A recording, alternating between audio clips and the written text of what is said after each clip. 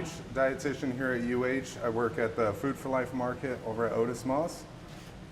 Welcome everybody, I'm Anthony Verona, I'm the culinary director with UH and Sodexo. So welcome to our food demo today. Well, we're going to do collard greens, oven braised collard greens, and oven fried chicken. It's going to be a little bit of a modification on a recipe that a lot of people consider to be a traditional favorite. I'll talk a little bit about some of the ideas behind modifying recipes as we go on. Mostly the consideration of whether it's worth it or not to do a modified recipe, because sometimes it's good depending on the frequency of how much you eat it. Sometimes if you only eat it once a year, let's skip the modification, but we'll talk about some of the things to consider. Cool. Thanks, Sean.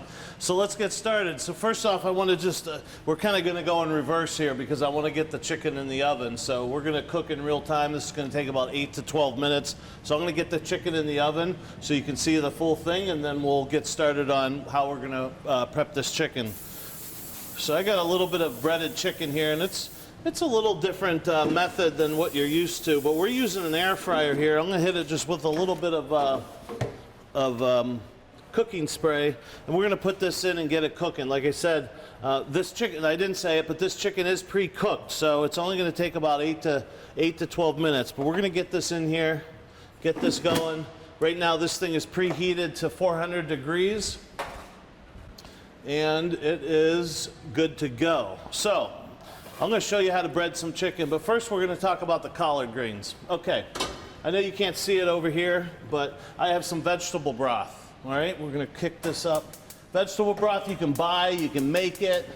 Buy it in the tin or buy it in the little cardboard container. So a little bit of chicken broth in here, and we're going to fortify. We're going to make a vegetarian collard green. So typically collard greens are made with some sort of smoked ham hock, turkey, tons of salt. So today we're going to make a healthy one. But it's really good. We've got a couple chefs here today. We all tasted it, and it's excellent. So we got to fortify it and give it some rich flavor. So we got some vegetable broth here.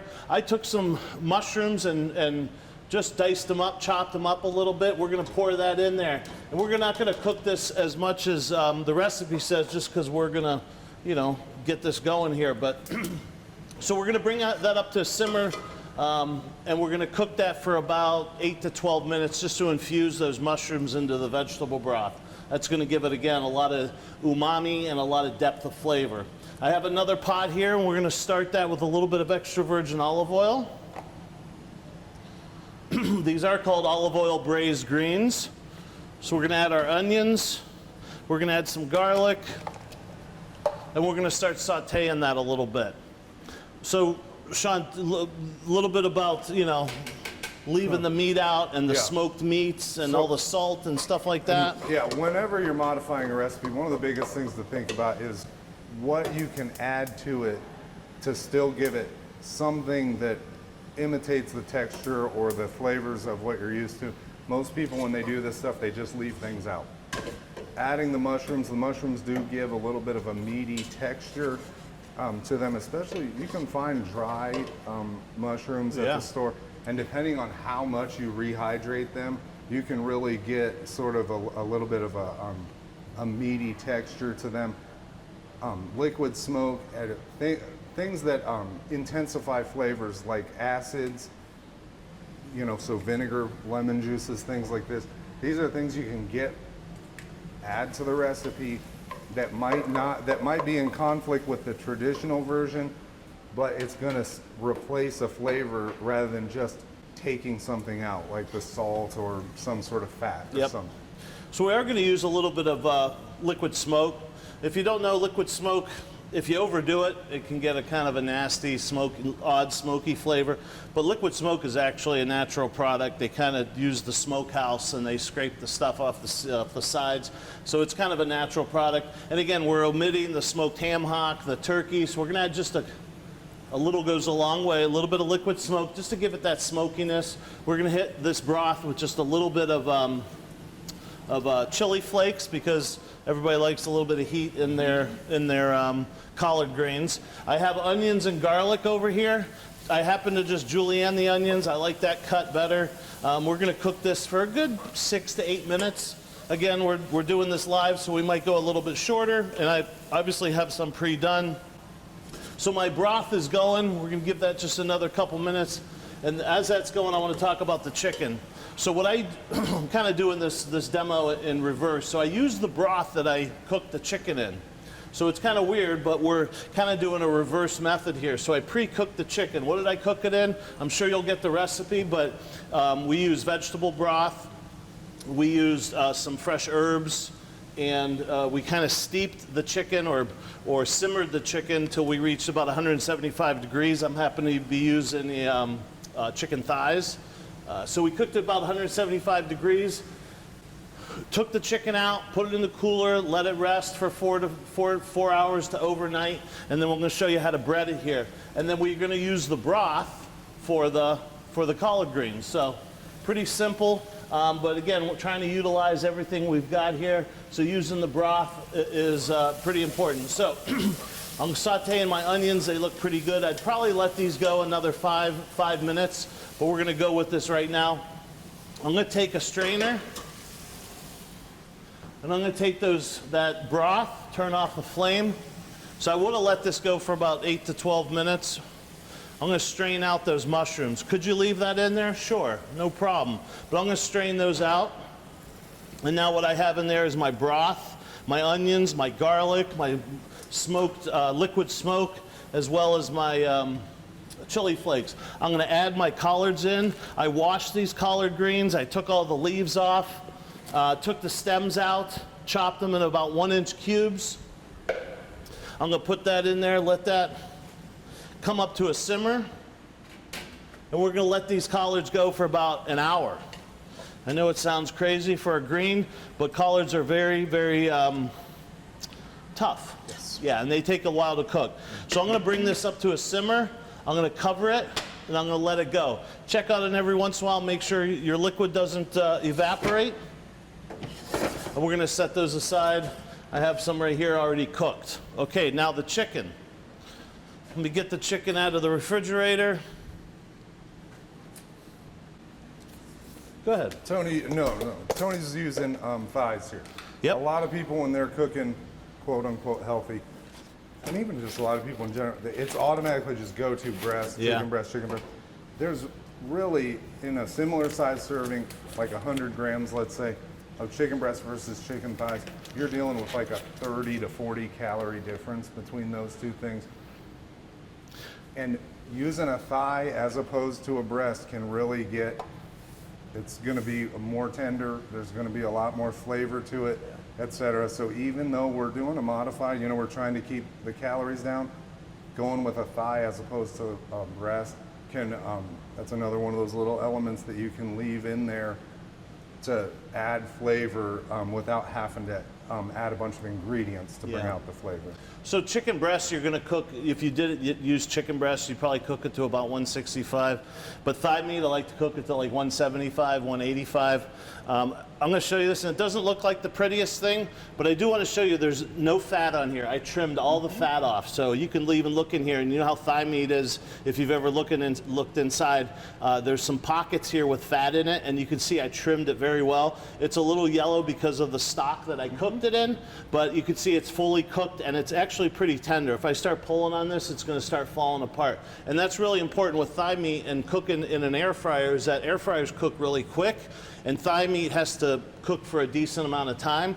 By the time the thigh meat gets tender, the breading is going to be overcooked. So this is a great method to pre-cook your thigh meat. It also is going to help release some of the fat into the stock. You can see it's boneless, skinless. So we're going to bread this here. So I've got some all-purpose flour, a little baking powder to help with the crispiness. I have some whole eggs, and typically, if you know buttermilk fried chicken, use buttermilk. You soak the chicken in it, and then you deep fry it. Well, in this case, we're adding some of that acidity, some of that little tartness of the buttermilk right to the eggs, and that's going to help with our breading. This is what you call a standard breading procedure. That's a culinary term that we've used for years, and a standard breading procedure is flour, egg wash, breadcrumb. That flour could be gluten-free flour. It could be rice flour. Eggs or milk is pretty good. You want something a little bit viscous to attach it to. And then some sort of breadcrumbs. I'm going to season this. Again, you could make this gluten-free, no problem. If I was going to do this gluten-free, I'd get a gluten-free breadcrumb, and I would get some sort of rice flour or gluten-free flour, and boom, you're done. You're gluten-free. I'm going to season that up with a little salt and pepper. You could put dried herbs in here, you know, that Progresso breadcrumb flavor, but this is just straight up breadcrumbs, okay? Now we're going to bread it. So I'm going to keep one hand dry, one hand wet, that way you don't get all. So I'm going to make sure I got a lot of flour in every little crevice. That's important.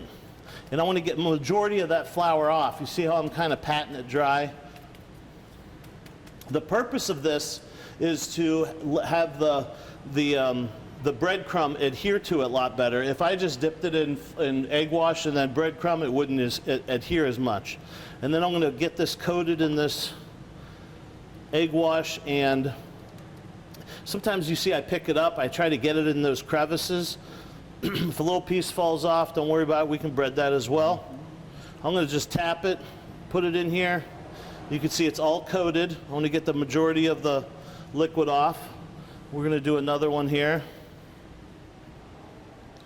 Again, try to get it in there as much as you can.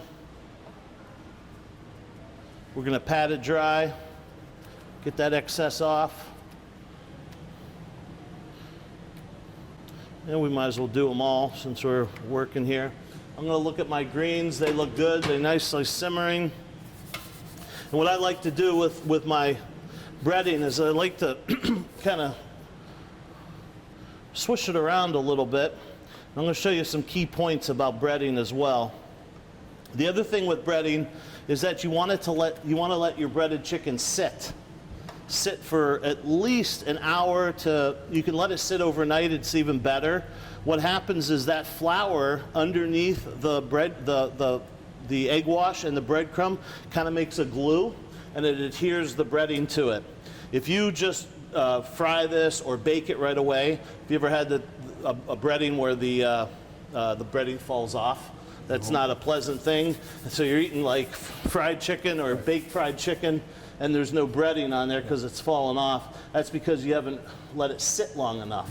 So we're going to let it sit, and what I like to do is take a little bit of the breadcrumb, I sprinkle it on top, I flip it over, I really work it into those crevices. See how I'm picking it up? Not killing it here, but you can see when you look at this, if I notice some spots, I get all the excess off. You can see that's fully coated. There's no chicken showing in there. That's especially important if you're going to deep fry it, which we're not going to do today, but you can see how it's all coated. That looks really, really good. Every once in a while I give it some pressure to it. Okay. All right, and if you saw me before, there's no fat in this whatsoever. Zero fat. I trimmed all the fat off. There's absolutely no fat. So when you bake something, oil is a great conductor of heat, okay? So when you bake something, you need a little bit of oil on top, right? Because if you ever bake something without any fat in it, it ends up being really dry and it doesn't get an even. So I do use a little vegetable spray. You can, just a little bit. I mean, literally, that's probably just a couple teaspoons, but this is really gonna facilitate some browning in there. So I flip it over. There's olive oil sprays. There's a bunch of different sprays. So this has been going for almost 10 minutes. I'm gonna take a look. Oh my gosh, look at that. It's beautiful. Right. Okay, that's looking done. I'm gonna shut that off. We're gonna set this aside. We're gonna plate this up. I made a cool little sauce I'm gonna talk about here in a minute. Remember, excuse me, as soon as this is brown, it's done because the chicken's cooked all the way through. So we're gonna pull this out. Let me push this aside. Look at that. Is that nice looking? It is. You know? Is Break it that deep out. fried? No, but it doesn't need to be. So, Get that out on a Tuesday for your family. They're happy. okay, so here's the collard greens. Remember, I cooked them with the onions, the garlic, the liquid smoke, the chili flakes, the stock. You could put a little bit of vinegar in there, a little bit of hot sauce is fine, but they're nice and tender. So I'm going to take these and just, you know, we're going to put this chicken right on top.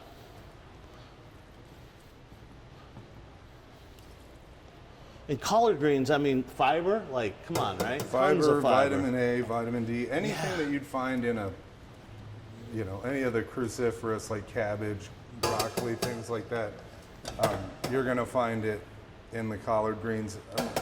You could do a similar recipe with kale, mustard greens. You're gonna get different flavors off of all these. Yeah. A lot of the people that, because the people that I serve at my pantry, I get a lot of fresh collard greens, and I ask them how they do it. You know, they live over here in Fairfax. I ask them how they do it, and they a lot of times will get cabbage and put cabbage with it because they both have a very similar. So basically, any use that you would have for cabbage, you can use collard greens in. They're very similar textures. So we're gonna put 3 here. Beautiful looking. I made a little sriracha honey. You could put the one thing you don't want to do with this is to slather it with some sort of cream gravy, which would probably be delicious, but we don't want to ruin the the low fatness of this. So a little bit of sweetness goes really well. You could put this on top of a waffle. Would be awesome, like chicken and waffles, and that's what's kind of inspired me to make this sriracha honey, and that's all it is a little honey and a little bit of sriracha. So I'm going to take this and just drizzle it around, and that little bit of sweetness is really going to complement that crunchiness as well as the collard greens. That's really all you need, maybe just a tad bit more right on top. I like to get a little bit on the platter. I said a little bit more and then I kept going. Just go. Just keep going. And then you know what? We're going to add a couple little things of parsley to this just to brighten it up. And look at that. Olive oil braised collard greens with an oven fried chicken thigh. And this is one of those recipes that is hardly a step down from what you would normally think of as chicken and collard greens. I think the air fryer has really helped a lot for home cooks, especially to be able to do a product like this. Because when I was a kid, my mom would do the corn flakes chicken, but Shake it was and always bake kind of and it was thing. like the bottom of it was always a little wet and all. But that air fryer really lets you get even the non-deep fried things nice and crispy. The meaty texture we were talking about from the mushrooms, even when traditionally collard greens are made, you break up your ham hock or your smoked turkey wing or something like that at the end and you throw it in, or you don't, so that is always an optional thing that you can do. And then I like you chefs, you get me every time because the way that at every step of the way you're adding a flavor, because we're typically doing a modified recipe whenever we do this. You're marinating that chicken in a stock, so it's not just plain old chicken. Yeah, good point. And then you're building up all these layers of flavor. That is what helps a modified recipe be successful at the end of it, without feeling as though you're missing stuff. Yeah. But I'm ready to eat this. Yeah, me too. I want to reiterate Sean's point on the air fryer. A great tool to keep things healthy. If we did this in the oven, sure, it'd be fine, but this is a great tool to do, any type of meats, vegetables. Zucchini and like butternut squash are great in here. It works great. Read the rest of the operator's manual. It gives you a ton of different recipes, but it keeps the fat off. You don't have to add a ton of fat to get nice and crispy flavored food. So great tool. I think like roasted Brussels sprouts, and then it turned to broccoli and cauliflower. Started really coming up a few years back as a trend, and the air fryer is really good for that too. Yeah. You don't have to heat up your house in the summertime true, when you're too. with the oven too. So it's just a great way to. And this one I could probably fit 7 of those in there, so that's a good enough for a family of 4 or 5 or 6. Yeah. Sure. And then it makes it so that a dish like this doesn't have to be a special occasion dish. You saw what Tony was up to, even with some of the extended cooking times that we shortened up here. That's still easily doable on a weeknight. Sure is, and collard greens, Swiss chard, spinach. If you want to do it, Swiss chard is pretty, very quick cooking. Spinach is quick cooking. Kale's a little hard, a little bit in between. Like it's Yeah. sturdy, like the collard greens are. The one last thing I want to say about this chicken is if you're breading this chicken and doing this, do a decent sized batch, right? Do 12 or 15. And I know that sounds crazy, but you can use it like this for day 1. The next day you maybe leave it raw and still bread it in the refrigerator, and you use the air fryer again and you chop it up and put it on a salad. There's a ton of different methods to do it, and since you're breading and taking a little bit of time to do the process, do a couple and just create a little different dish every other day. So make enough for 3 days and you're good to go. Overnight thing got me too, because I've had my breading fall off Yeah. before, and it never occurred to me that overnight. Yeah. So the flour Yeah, can that it flour can makes like a little come glue, together. yep, and it sticks it together. So Yeah. cool. But I hope you enjoyed. Thanks everybody. Take care.